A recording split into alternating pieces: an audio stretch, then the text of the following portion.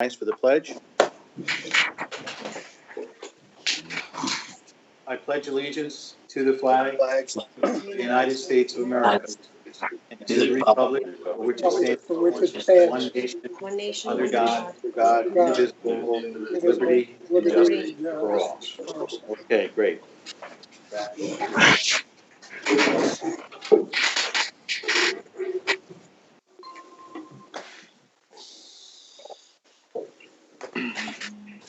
All right.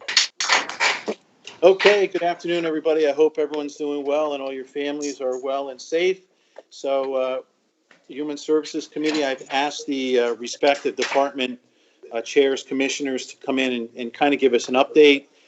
Please keep in mind we have roughly 30 minutes, maybe a little bit more. There is another committee meeting, health and mental health, to follow, and some of the folks attending our Human Services meeting will also be needed for the next meeting. So some of you may very well have some legitimate questions. So I'd ask you, if you don't mind, just kind of let each department head or commissioner give you an update. That's the purpose of holding the meeting today. It's very important to hear what's going on throughout the county for your own edification and moving forward. So if you do have pressing questions, and I'm sure you will, I'm going to ask you to kindly reach out to those department chairs or those commissioners via email or cell phone or whatever, and ask those so that we can get through all of our categories here. So certainly social services may be the largest one there. So with that being said, let me move forward here. Christian Farrell, did Christian call in? Is he there yet? Okay, he'll probably call in late. Okay, Anne-Marie, I'm going to move to you. I've spoken to all of our directors and commissioners here in the last few weeks or so, and I do know from Anne-Marie will testify. I've been on the Meals on Wheels route here, so it's great to see our county employees up front and close. And I've talked to everyone, and I know that they're working very diligently and very hard to get things done here. So let me move to Anne-Marie Maglione. And again, Anne-Marie. Rob, can you hear me over there? This is Christian. Oh, hi, Christian. You're there. Okay, now I can hear you. Okay. Oh, okay, so, sorry about that. That's okay. So you're on now. So I'll move back to number one, Christian Farrell. Christian, again, we just looking for an overview of what you're experiencing, what's going on over at Veterans there. If you could fill in the committee on that. You don't have to go on and on, but just some major points that legislators should be aware of. Sure. Okay. So, we have been very busy, which is a good thing.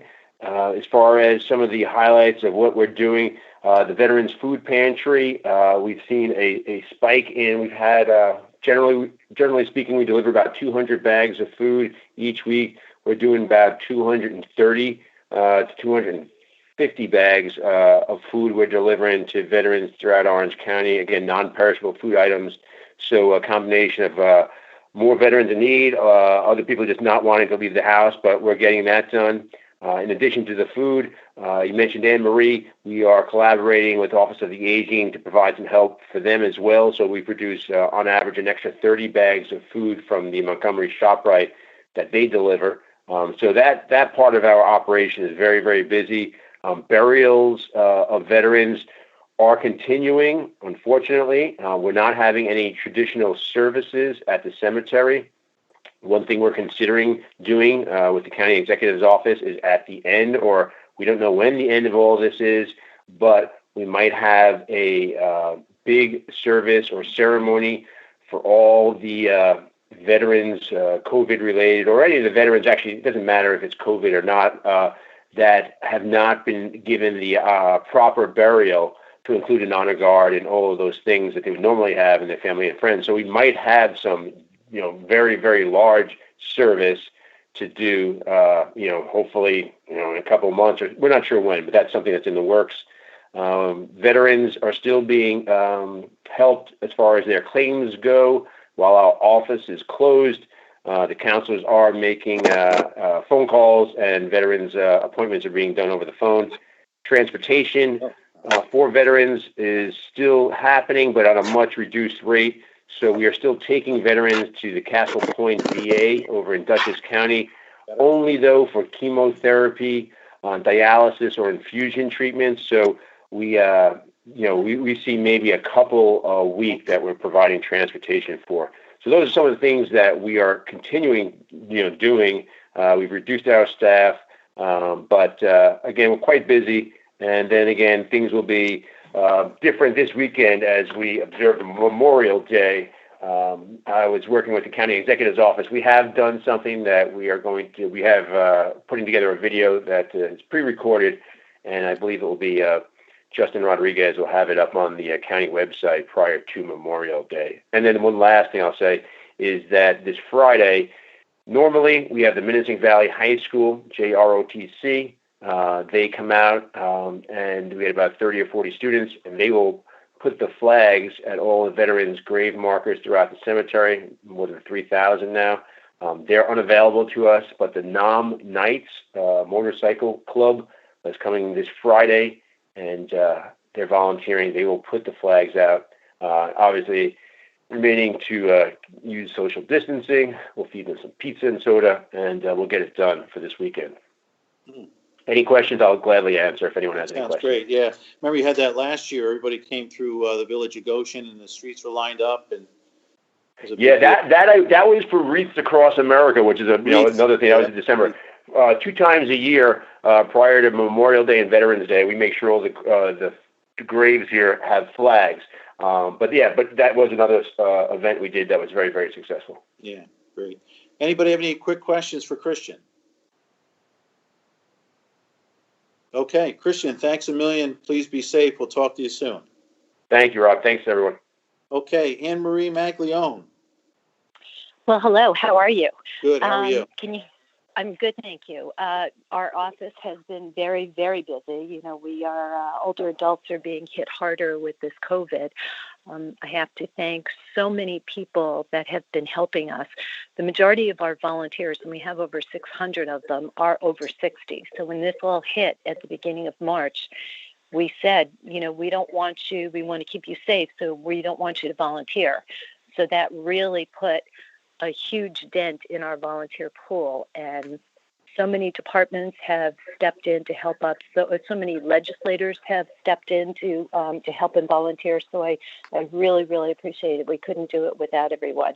When Christian was talking about the food pantry, he's been a lifesaver too, because the majority of our uptake, although it's really been everywhere, but mostly it's been our meals. We're doing about 25% more meals, and we fluctuate between 900 and 1,000 meals a day. So that's a huge, huge jump, and Christian's been really helpful with getting, we deliver about 30 bags of veterans food to them each week. So thank you so much, Christian. We also took over temporarily Meals on Wheels in Newburgh because they just, for health reasons and safety reasons, they just couldn't do it. So we're taking over their operation right now too. And, hopefully we talk to them weekly. Hopefully in June sometime they're going to go back and be operational. But that's a big thing. And it created somewhat of a challenge for us because we're having people socially isolate. The majority of my staff are working remotely, but yet the kitchen, you really can't do that. You have to cook and prepare meals. So what we've done is we have them come in Monday and Tuesday, just do massive cooking, massive packing, then delivering the rest of the week, and then they have the following week where they socially isolate, because the biggest fear was that if somebody gets sick, we have to close the whole operation down for 2 weeks, and we're not going to be able to feed seniors. It's been working really well. We have a 2-week supply of food right now, so if anybody needs anything, we're in pretty good shape. We've also started doing some things virtually, and we started an Elder Abuse Awareness Virtual Coalition, which we do a YouTube every Monday on a variety of topics, and we have different guests. The county exec was our guest last week with Dr. Gelman, and we send that out to all kinds of social media, our mailing list, and not all seniors have access to that, but their families do. but a lot of seniors do. So that's been very, very popular. We also are doing virtual caregiving support group because the problem is that people are isolated and lonely and they're anxious and they're a little afraid. And when you're a caregiver, it's difficult on a normal day, but now you're a caregiver and you just have no outlet. So that's been really, really popular, and we continue to do that. We've moved our New York Connects, which is our single point of entry. That's a 7-day call now. It used to be Monday through Friday, 9 to 5, but, we're kind of all home, so we just have it going 7 days a week. And that's what we're doing. Yeah, I know you've been very busy, and I will say that, delivering the meals, talk about a well-oiled wheel. It's absolutely fascinating how many meals you turn out and get delivered to these seniors, and how forward those seniors look to that knock on the door and that delivery. It's amazing. So it's incredible. Yeah, it's a really big thing. And thank you for all your help. I appreciate it. I'm having fun. Good. Anybody have any quick questions for Anne-Marie? Okay, Anne-Marie, thanks a million. Be safe. Talk to you soon. Okay. Thanks. Bye. Steve Knob, Director of Employment and Training. Very, very busy over there, I'm sure. That's what they tell me. I don't know. No, just kidding. Good afternoon, everyone. Hope everyone's well and safe.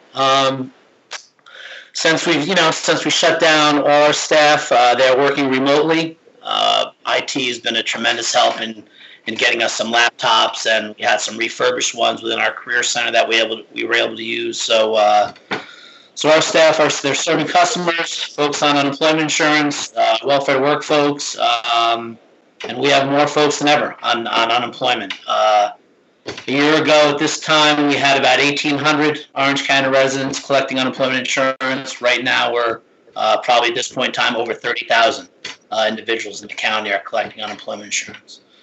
So as those downloads come, our staff gets those names, and then we have to contact them and see if there's anything we can do to help out. A lot of them, not much we can do. The economy's not open yet. However, we probably have over 700 job postings on our website for various positions.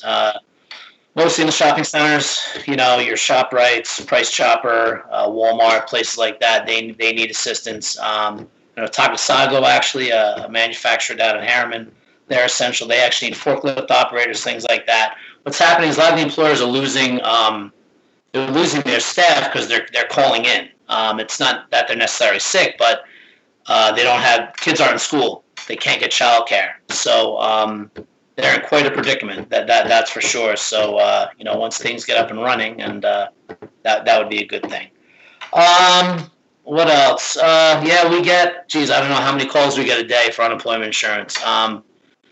Not as big of a mess as it was when it first started. We were getting, I don't know, 70, 80 calls a day of people having issues with their unemployment insurance. There's not much we can do on our end.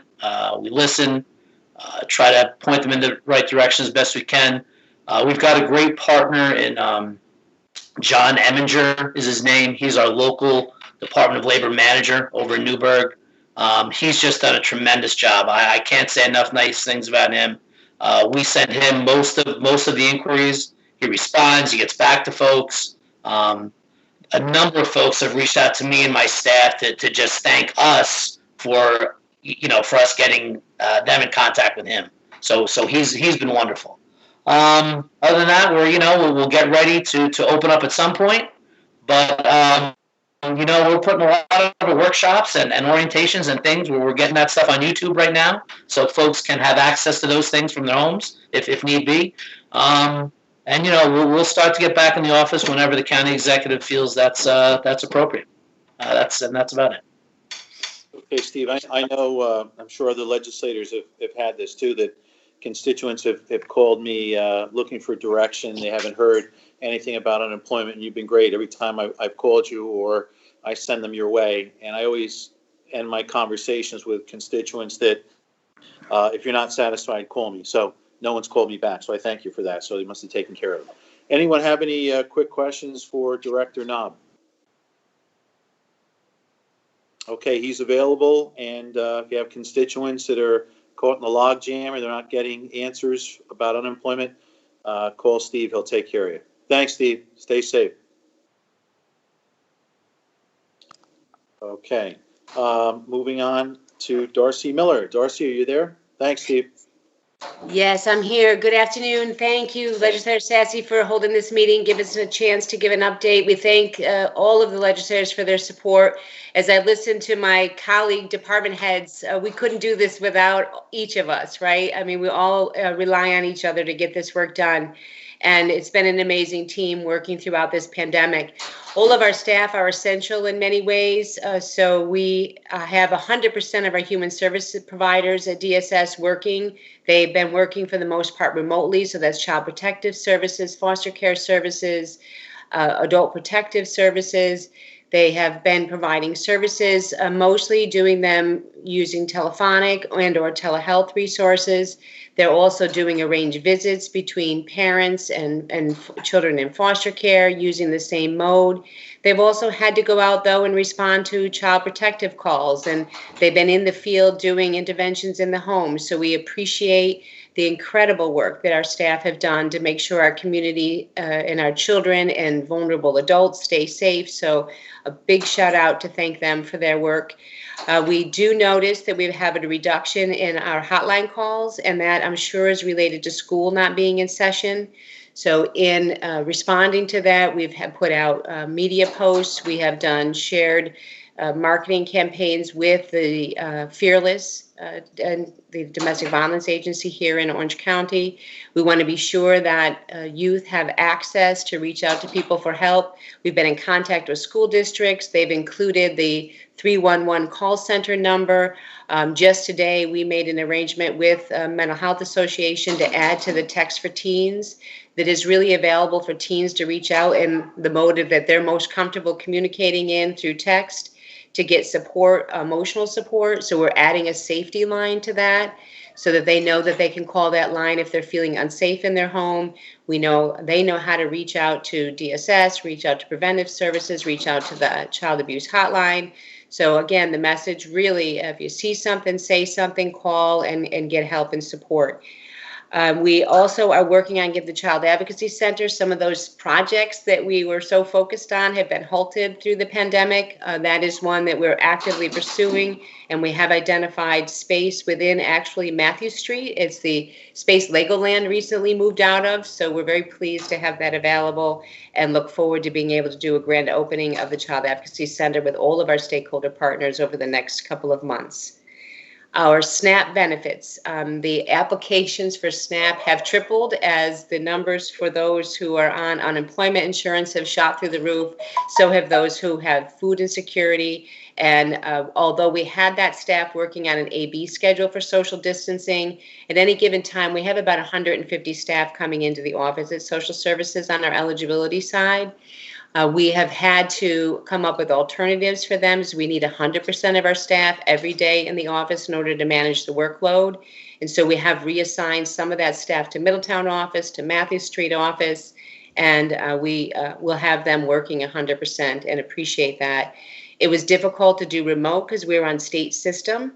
And you have to have tokens. I won't even go through all the details of all the great work that Tom Tejeda, our IT person, has done to try to get our staff working remotely on the eligibility side. And without that being available and not having the equipment we need to make that happen, we have used alternative office space to bring our staff back into the office 5 days a week.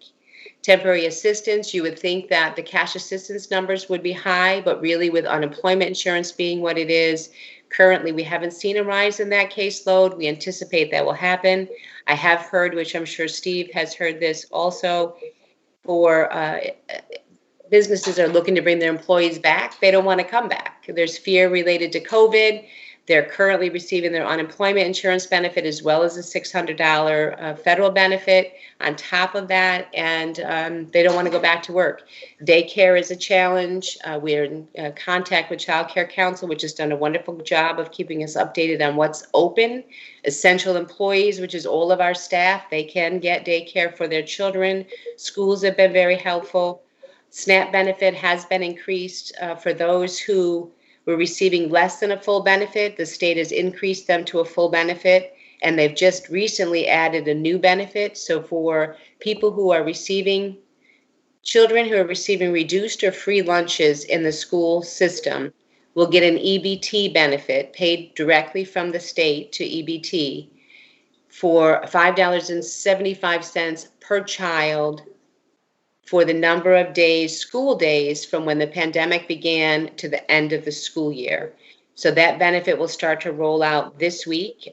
Schools will still continue to distribute the meals that they have, but this benefit will add some additional support into households and allow them to buy food and have that available for their children who are now home 24/7.